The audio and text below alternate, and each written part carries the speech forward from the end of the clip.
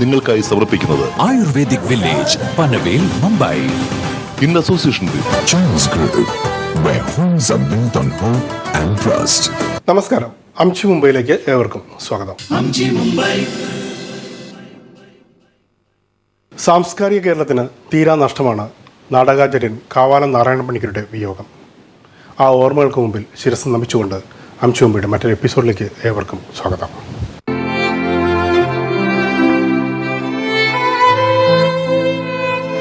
ചുറ്റുകൾ വീണ്ടും താൻ മിത്രവും ഒരുപോൾ ശത്രുവും അരുതെന്നു വിലക്കുമ്പോൾ തലമുറയായി മണ്ണിലുറങ്ങിയ മുടി നാരുകൾ കട്ടച്ചു കുരുങ്ങിയ ചെമ്പും തകിടുകളിൽ യന്ത്രങ്ങൾ ഉരുമി കോലാഹലമിളകി ഗ്രാമത്തിനു തണലേകിയ കാർമുകിലുകൾ തമ്മിലിടഞ്ഞു, മിന്നലുടഞ്ഞു, മാരി ചൊരിഞ്ഞു.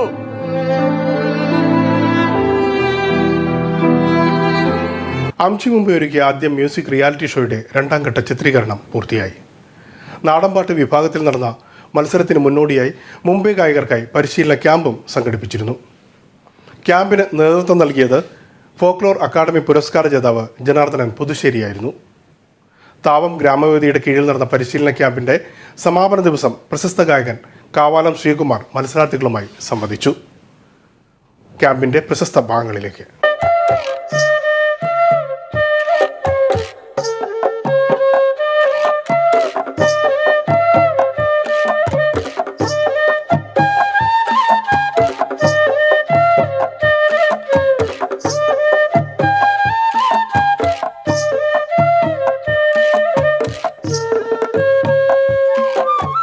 മുംബൈ മലയാളികൾക്ക് ഇതുവരെ ഒരു റിയാലിറ്റി ഷോ പോലും ഉണ്ടായിട്ടില്ല. അങ്ങനത്തെ ഒരു സിറ്റുവേഷനിലാണ് അംചി മുംബൈ മലയാളീസിന് വേണ്ടി ഒരു സ്പെഷ്യൽ റിയാലിറ്റി ഷോ ഓർഗനൈസ് ചെയ്തത്. അപ്പോൾ ഈ സ്പെഷ്യൽ റിയാലിറ്റി ഷോ ആകുമ്പോൾ സ്പെഷ്യൽ ജഡ്ജസ് ആയിരിക്കണമല്ലോ. അപ്പോൾ ഫസ്റ്റ് ജഡ്ജിനെ ഞാൻ ഇൻട്രൊഡ്യൂസ് ചെയ്യാൻ പോവാണ്. ക്ലാസിക്കൽ മ്യൂസിക് ആയാലും നാടൻ പാട്ടായാലും ഭക്തിഗാനങ്ങളായാലും മ്യൂസിക്കിൻ്റെ വലിയൊരു അതോറിറ്റിയാണ് ഇന്ന് നമ്മുടെ കൂടെ ഇരിക്കുന്നത്. കാവാലം ശ്രീകുമാർ.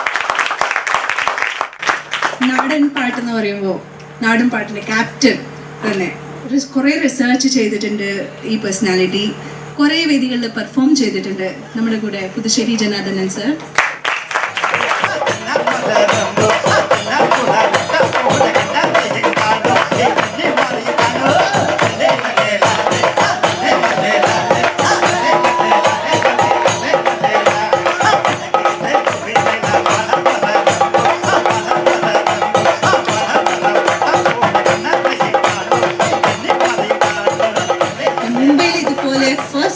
ഒരു റിയാലിറ്റി ഷോ ഒരുക്കിയിരിക്കുന്നത് അംചി മുംബൈ. സാറിന്റെ എന്താണ് സാറിന്റെ അഭിപ്രായം, എന്താണ് പറയാനുള്ളത്? ഒന്നാമതിനകത്ത് നമ്മൾ ഏജ് ഫാക്ടർ അല്ലേ, 9 to 66 വരെ ഉണ്ട്. അത് തന്നെ വലിയ ഒരു യുണീക്ക് ഒരു കാര്യമാണ്.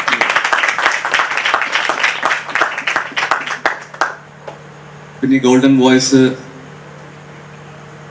ഇത് ഈ ഒരു പ്രായപരിധി, സംഗീതത്തിന് പ്രായപരിധി ഇല്ല. സംഗീതം കൈകാര്യം ചെയ്യാൻ അറിയാവുന്നവരാണെങ്കിൽ അതിന് പ്രായപരിധിയൊന്നുമില്ല. പക്ഷെ എപ്പോഴും ഈ റിയാലിറ്റി ഷോസിൽ, നാട്ടിലെ റിയാലിറ്റി ഷോസിൽ പലപ്പോഴും 1-2 പേരെയൊക്കെ ഇങ്ങനെ ബോംബെയിൽ നിന്നും ഡൽഹിയിൽ നിന്നൊക്കെ കുട്ടികളെ ഇങ്ങനെ കാണാം എന്നല്ലാണ്ട് മുംബൈയിലുള്ള കുട്ടികൾക്ക്, ഇത് മുംബൈയിലുള്ളതല്ല മാത്രമല്ല, ഇവിടെയുള്ള കുട്ടികൾക്ക് എല്ലാവർക്കും കൂടി ടാലന്റഡ് ആയിട്ടുള്ള കുട്ടികൾക്ക് പങ്കെടുക്കാൻ പറ്റുന്ന ഒരു റിയാലിറ്റി ഷോ എന്ന് പറയുന്നത് നിങ്ങളുടെ ഒരു സ്വപ്നമാണ്. കാരണം നാട്ടിൽ ഇങ്ങനെ ഒരു പരമ്പര ഇങ്ങനെ കുറേ വർഷങ്ങളായിട്ട് നടന്ന ഈ ഉറവ വറ്റിപ്പോയി. ടാലന്റഡ് ആയിട്ടുള്ള കുട്ടികൾ ഇനി നമുക്ക് ജനിക്കാനായിട്ടുള്ള ഒരു സമയം കൊടുക്കണം. സോ അങ്ങനെ വന്നിട്ട് അപ്പോൾ അപ്പോഴാണ് നിങ്ങളുടെ അടുത്ത് ഇതെത്തിയത്, ഇങ്ങനെ ഒരു ഷോ എത്തിയത്. നിങ്ങൾക്ക് അതൊരു സുവർണ അവസരമാണ്.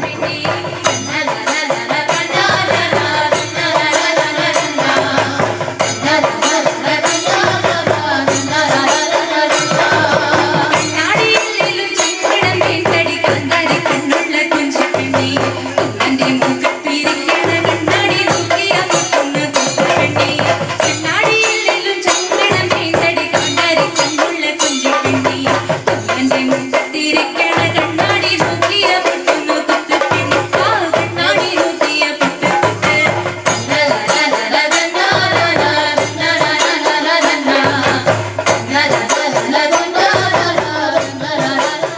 പാട്ടുകാരനെ സംബന്ധിച്ചോളം ഏറ്റവും വലിയൊരു ഇമ്പോർട്ടൻ്റ് ആയിട്ടുള്ള കാര്യമാണ് അല്ലേ? എങ്ങനെ ഇത് നമുക്ക് ശബ്ദ സൗകുമാര്യം, വോയിസ് കൾച്ചർ എങ്ങനെ ഉണ്ടാക്കാം, എങ്ങനെ എന്നുള്ളത് വലിയൊരു വിഷയമാണ് അല്ലേ? ഇപ്പം ഏതാണ് പിന്നെ എത്തരത്തിലുള്ളൊരു വോയിസ് ആണെങ്കിലും അതിനെ നമുക്ക് ജനങ്ങളിലേക്ക് എത്തിക്കാനുള്ള ഒരു ട്രെയിനിങ് ആണ് വേണ്ടത്.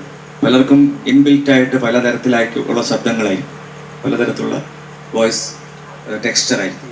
അപ്പോൾ അതിനെ എങ്ങനെ നിങ്ങൾ ബിൽഡ് ചെയ്യുക എന്നുള്ളതാണ് നിങ്ങളുടെ ഓരോരുത്തരുടെയും ഒരു അന്വേഷണം എന്ന് പറഞ്ഞാൽ അതായിരിക്കണം.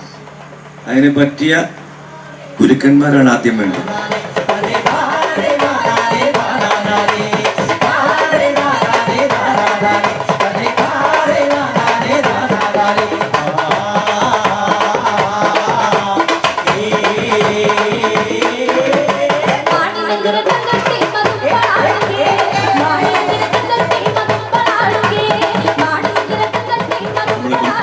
പോക്ക് റൗണ്ടിലാണ് നിൽക്കുന്നത്.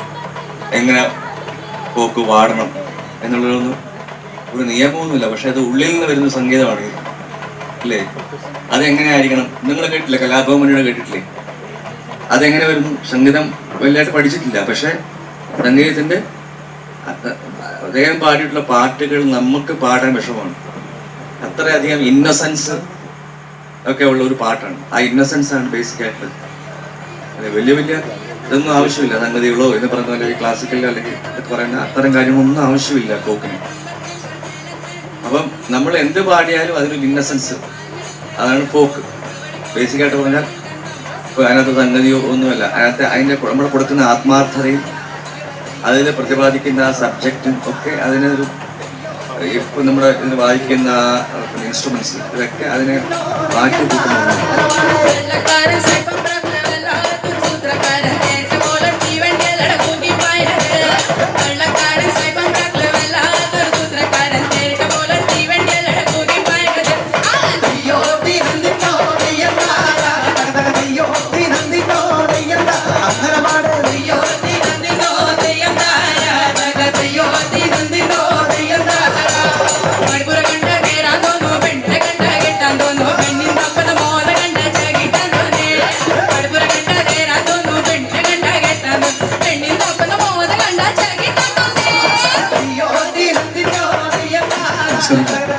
സർ, നമ്മൾ ട്രാവലിംഗ് ചെയ്യുമ്പോൾ ഡസ്റ്റും പിന്നെ കാറ്റും തമ്മിൽ അതെത്ര സൂക്ഷിക്കണം? പിന്നെ ഭക്ഷണ രീതിയിൽ നമ്മൾ എന്തൊക്കെ പ്രിക്കോഷൻസ് എടുക്കണം?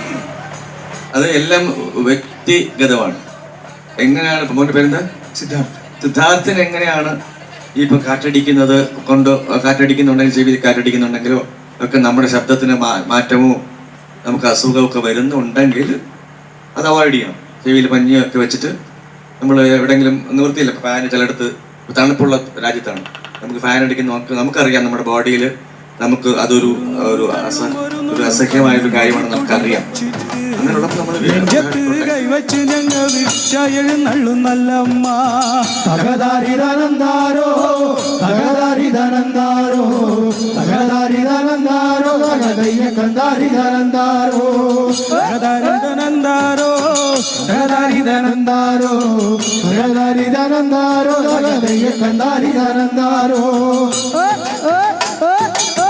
ശ്രീകുറുമ്പക്കാവിലമ്മേ ശ്രീ കൊടുങ്ങല്ലൂരിൽ വാഴും. വോയിസിന്റെ കൾച്ചർ നമുക്ക് ഡെവലപ്പ് ചെയ്യാനുള്ള വല്ല ചെറിയൊരു എക്സസൈസോ അല്ലെങ്കിൽ ടെക്നിക്സ് എന്തെങ്കിലും പറയാൻ? നമുക്ക് ബേസിക്കായിട്ട് ശ്രുതി വേണം ഇല്ലേ? അപ്പൊ ശ്രുതി സാധകം എന്ന് പറയുന്ന സംഭവം ഹിന്ദുസ്ഥാനിലൊക്കെ ഉണ്ട്. വളരെ വർഷങ്ങളെടുത്ത് ആ ഷഡ്ജം മാത്രമേ പിടിച്ചുകൊണ്ടിരിക്കൂ.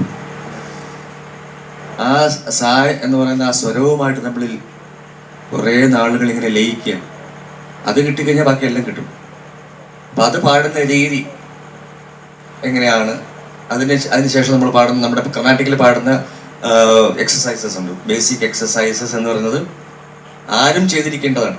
ഈവൻ ഒരു അഡ്വാൻസ്ഡ് ആയിട്ടുള്ള ആൾക്കാർ പോലും രാവിലെ നമ്മൾ ചെയ്യേണ്ട സാധകം എന്ന് പറയുന്നത് ഈ ശബ്ദത്തിനെ നമ്മളിങ്ങനെ ചലിപ്പിച്ചെടുക്കുക എന്നുള്ളതാണ്. അതിന് അകാര സാധനം എന്ന് പറയുന്നത് അകാരം ഉകാരം അകാര കനകപ്പൊൻ വളകയ്യേലിട്ടു കളിച്ചാട്ടെ കളി കാണട്ടെ. കനകപ്പൊൻ വളകയ്യേലിട്ടു കളിച്ചാട്ടെ കളി കാണട്ടെ. കനകപ്പൊൻ വളകയ്യേലിട്ടു കളിച്ചാട്ടെ കളി കാണട്ടെ. കനകപ്പൊൻ വളകയ്യേലിട്ടു കളിച്ചാട്ടെ കളി കാണട്ടെ. മുത്തുമുത്തും പൊന്നോലമോ നമ്പടിയഞ്ചും പൊന്നോല. മുത്തുമുത്തും പൊന്നോല മൂളപടിയൻ. നമസ്കാരം, മുംബൈ ഫാസ്റ്റ് ന്യൂസിലേക്ക് ഏവർക്കും സ്വാഗതം. മുംബൈയിൽ മലയാള നാടക വർഷത്തിനായി അരങ്ങൊരുങ്ങുന്നു. കേരള സംഗീത നാടക അക്കാദമിയുടെ ആഭിമുഖ്യത്തിൽ സംഘടിപ്പിച്ച യോഗം യുവതലമുറയുടെ സജീവ സാന്നിധ്യം കൊണ്ട് ശ്രദ്ധേയമായി. കേരള സംഗീത നാടക അക്കാദമി പശ്ചിമ മേഖലയുടെ ആഭിമുഖ്യത്തിൽ വാശി കേരള ഹൗസിൽ ചേർന്ന യോഗം യുവജനങ്ങളുടെ അഭിപ്രായങ്ങളും നിർദ്ദേശങ്ങളും കൊണ്ട് ശ്രദ്ധേയമായി. യുവാക്കളുടെ പ്രാതിനിധ്യമുള്ള ഈ ചടങ്ങിൽ ഞങ്ങൾക്ക് ഞങ്ങളുടെ അഭിപ്രായങ്ങൾ തുറന്നു പറയാനും മുന്നോട്ടുള്ള നാടക ജീവിതത്തിലെ ഞങ്ങളുടെ അനുഭവങ്ങളും ഞങ്ങൾക്ക് വേണ്ട ആവശ്യങ്ങളും ഷെയർ ചെയ്യാനും സാധിച്ചതിൽ വളരെ സന്തോഷം തോന്നുന്നുണ്ട്. നമുക്കൊരു റിഹേഴ്സൽ ഹാള്, നമുക്ക് പ്രോപ്പറായിട്ട് ഗൈഡൻസ് ചെയ്യാൻ വേണ്ടി ആൾക്കാർ വേണം. പ്ലസ് നമുക്ക് ഓവറോൾ ഡെവലപ്മെൻ്റ് ആയിട്ട് music, dance, poetry, literature, journalism എല്ലാമായിട്ട് നമുക്കൊരു വേദി വേണം. ഇതാദ്യമായാണ് മുംബൈയിൽ യുവ കലാസ്നേഹികൾ പങ്കെടുത്ത ഒരു തുറന്ന ചർച്ചയ്ക്ക് വേദിയൊരുങ്ങുന്നത്. യുവാക്കളുടെ ആശയത്തിൽ അരങ്ങേറിയ കലാപരിപാടികളും സംവാദവും നഗരത്തിലെ മുതിർന്ന കലാകാരന്മാർക്കും ആവേശം പകർന്നു. അതെ, ഇതാ ഇങ്ങനെ തടിയുണ്ടായിരുന്ന ഇദ്ദേഹത്തെ നമ്മൾ വളരെയധികം തടി കുറച്ചിരിക്കുകയാണ്. നോക്കൂ, ഇദ്ദേഹത്തിന് ഓടാനും നടക്കാനും എന്തിന് വെറുതെ ഇരിക്കാൻ പോലും വളരെ ബുദ്ധിമുട്ടായിരുന്നു. നോക്കൂ അദ്ദേഹം ചെയ്യുന്ന കാര്യങ്ങൾ. ഞങ്ങളുടെ കുറേ സജഷൻസ് ഞങ്ങൾ ഇവർക്ക് കൊടുത്തിട്ടുണ്ട്. പിന്നെ അവർ ഉറപ്പും തന്നിട്ടുണ്ട് അവരുടെ സൈഡിൽ നിന്ന്, ലൈക്ക് വർക്ക്ഷോപ്സ് ആയാലും എന്തായാലും എല്ലാം അവർ ചെയ്തിരുന്ന അവരുടെ സപ്പോർട്ടും അവർ തന്നു. മുംബൈയിലെ യുവതലമുറയിൽപ്പെട്ട കലാകാരന്മാരെ മലയാളി സമാജങ്ങൾ പ്രോത്സാഹിപ്പിക്കണമെന്ന അഭിപ്രായമാണ് യോഗത്തിൽ പങ്കെടുത്ത പലരും പങ്കുവച്ചത്. ഏത് പരിപാടിയുടെയും പ്രധാനപ്പെട്ട പ്രശ്നം എന്ന് പറയുന്നത് അതിന്റെ പണമാണ്, അതായത് സാമ്പത്തികമായ പ്രശ്നം. ഒരു നാടകം ചെയ്യുമ്പോൾ ഇത്രയും വലിയ കലയും നാടകവും ഒക്കെ അന്നത് ഭരണവർഗത്തിനെതിരെയുള്ള അതിശക്തമായ യുവതലമുറയുടെ പ്രതികരണമായി അങ്ങനെ തന്നെയാണ്. കേരള സംഗീത നാടക അക്കാദമി വിഭാവനം ചെയ്ത പദ്ധതികൾ മുംബൈയിലെ യുവ കലാകാരന്മാരുടെ കഴിവുകൾ പരിപോഷിപ്പിക്കുവാൻ ഉതകുമെന്ന് ഇവരെല്ലാം പ്രതീക്ഷിക്കുന്നു. ഈ കൂട്ടായ്മ ഞങ്ങളെ കുറെ ഉയരത്തിലെത്തിക്കും എന്ന് പറഞ്ഞാൽ ഇതൊരു തുടക്കം മാത്രമാണ്. ആക്ച്വലി ഞങ്ങളുടെ മധ്യത്തെ യങ്സ്റ്റേഴ്സിന് വേണ്ടിയിട്ട് കുറേയൊക്കെ പഠിക്കാം ഇതിന്ന് എങ്ങനെയാണ്. മുംബൈയിലെ എല്ലാ മലയാളി സമാജങ്ങളെയും ഈ പദ്ധതിയുമായി ബന്ധപ്പെടുത്തുമെന്നും ഗോവയിലും ഗുജറാത്തിലും ഇത്തരം പരിപാടികൾ ആസൂത്രണം ചെയ്യുമെന്നും KSNA പ്രസിഡന്റ് PD ജയപ്രകാശ് പറഞ്ഞു. ഗുജറാത്ത് മേഖലയും നമ്മുടെ ഈ KSNAയുടെ ഇതിൽ പെടുന്നതാണ്. ഗുജറാത്തിലെ ഫെക്മയുടെ സഹകരണത്തോടു കൂടി അവിടെയുള്ള എല്ലാ സംഘടനകളുമായിട്ടും നമ്മൾ ബന്ധപ്പെടാൻ അടുത്ത മാസം നമ്മൾ മീറ്റിംഗ് വിളിച്ചിട്ടുണ്ട്.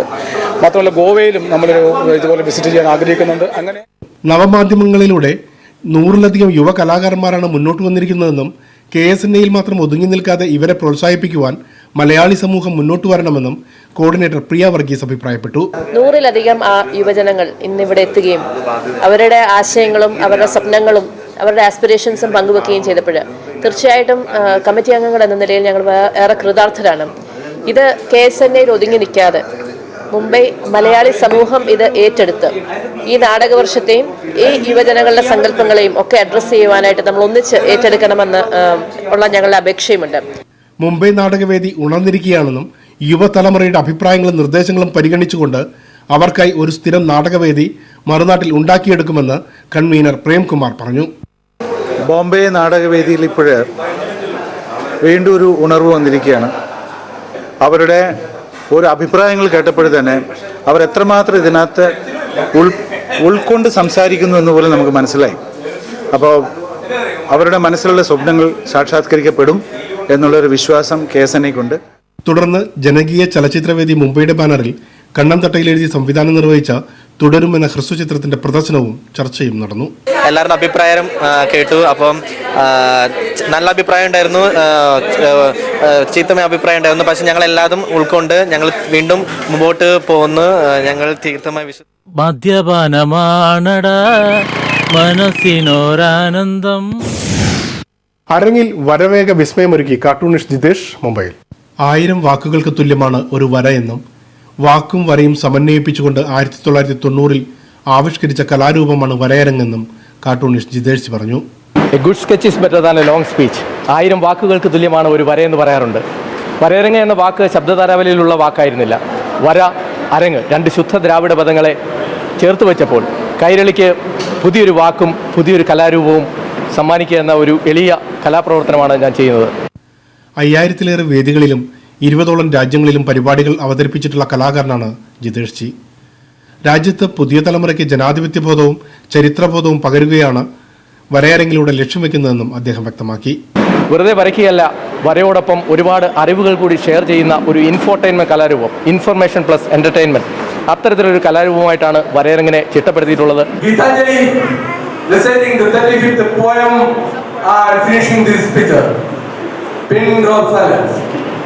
Where the mind is without fear and the head is ever high, where knowledge is free, where the world has not been broken up into fragments by narrow domestic walls, where waves come out from the... 5 minute കൊണ്ട് 50 പ്രശസ്തരെ വരവേഗ വിസ്മയത്തിലൂടെ പകർന്നാടുകയും 2008 ലോകത്തെ ഏറ്റവും വേഗതയേറിയ speed cartoon show ആയി ലോക റെക്കോർഡിൽ ഇടം നേടുകയും ചെയ്തുവെന്നും Jithesh G പറഞ്ഞു.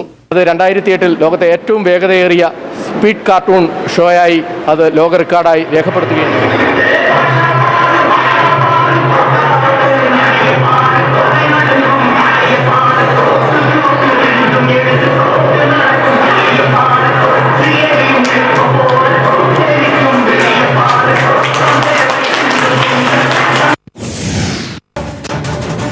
Welcome back. ശബരിമല മുൻ മേൽശാന്തി ഏഴിക്കോട് കൃഷ്ണദാസ് നമ്പൂതിരിക്ക് മുംബൈയിൽ സ്വീകരണം. 13 വർഷക്കാലം കൃഷ്ണദാസ് സേവനമനുഷ്ഠിച്ചിരുന്ന ഡോംബിവിലി പൊന്നുഗുരുവായൂരപ്പൻ ക്ഷേത്രത്തിലാണ് സ്വീകരണമൊരുക്കിയിരുന്നത്. കേരളത്തിലെ പ്രസിദ്ധമായ ഗുരുവായൂർ ക്ഷേത്രത്തിന് സമാനമാണ് ഇവിടുത്തെ പൂജാവിധികൾ. മുംബൈ നഗരത്തിൻ്റെ മലയാളി സാന്നിധ്യമേറെയുള്ള ഒരു പ്രാന്തപ്രദേശമാണ് ഡോംബിവിലി.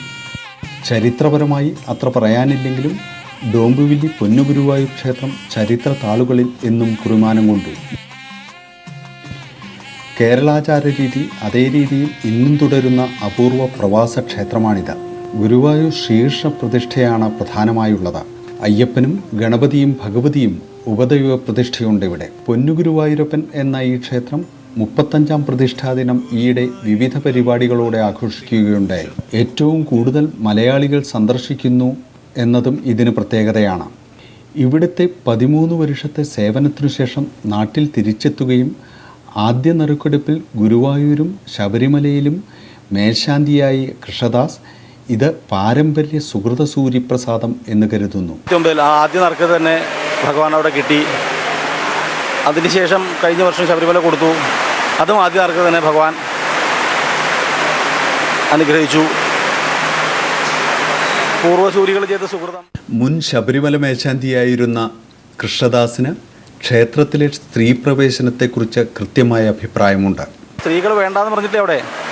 ഈ ഒരു കാലഘട്ടം, ഈ പീരീഡ്സ് സമയത്ത് വേണ്ട, അതിന് മുമ്പേ വരാം, അതിനുശേഷവും വരാം. ആ സമയത്ത് വേണ്ടാന്ന് മാത്രമേ പറഞ്ഞുള്ളൂ. അല്ലാതെ സ്ത്രീകൾക്ക് വിലക്ക് ഒരിക്കലും ഉണ്ടായിട്ടില്ല.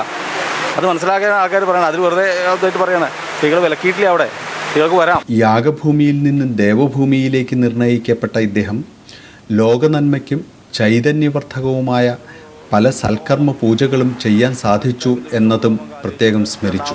യജുർവേദ ലക്ഷാർച്ചന, 3ാം ഋഗ്വേദ ലക്ഷാർച്ചന, പിന്നൊരു 19ഓളം മുറജപം, 18 ദിവസം വാരം, പിന്നൊരു അക്ഷലക്ഷം ഗായത്രി ജപം, 24 ലക്ഷം നെയ്യോട്ട് വെച്ച് ഭഗവാൻ അഭിഷേകം ചെയ്യുക.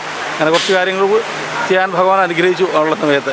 അപ്പോൾ ഇതൊന്നും ഒരു വ്യക്തിപരമായിട്ടുള്ള സ്വാർത്ഥലാഭത്തിന് വേണ്ടിയിട്ടുള്ളതല്ല, ലോക നന്മയ്ക്കും ചൈതന്യവർദ്ധനമായിട്ടുള്ളൊരു കാര്യങ്ങളാണ്. ഒപ്പം ജോലി ചെയ്ത ഇപ്പോഴത്തെ പൊന്നുഗുരുവായൂർ മേൽശാന്തിയും ഓർമ്മകൾ പങ്കുവച്ചു. അതേപോലെ തന്നെ ഭക്തർക്കും എല്ലാവരോടും ഒരേപോലെ പെരുമാറുക, ഒരാളും വ്യത്യാസമില്ല. ഇപ്പോഴും അതെ, ഇവിടുന്ന് വിട്ടുപോയതിന് ശേഷമായാലും ഇപ്പോഴും ആ ബന്ധം നിലനിർത്തും. തങ്ങളുടെ ഭാഗ്യമായി ഈ സ്വീകരണത്തെ കാണുന്നു എന്ന് അമ്പലഭാരവാഹികൾ പറഞ്ഞു. നമ്മളെ സംബന്ധിച്ചിടത്തോളം, ഞങ്ങളെ എല്ലാ സംബന്ധിച്ചുള്ള ഇന്നൊരു സുദിനാണ് ഇവിടെ ഇതൊരു നമുക്കൊരു അവസരമാണിത്, ഒരു ഭാഗ്യമാണ്. തൻ്റെ കർമ്മകാണ്ഡം പറ്റുന്നത്ര സാത്വികതയും ആത്മീകതയും വൈദികതയും എല്ലാം ചേർന്ന പാരമ്പര്യത്തിൽ അധിഷ്ഠിത യാത്രയാണ് എന്ന് പ്രവൃത്തി കൊണ്ട് തെളിയിക്കുന്നു.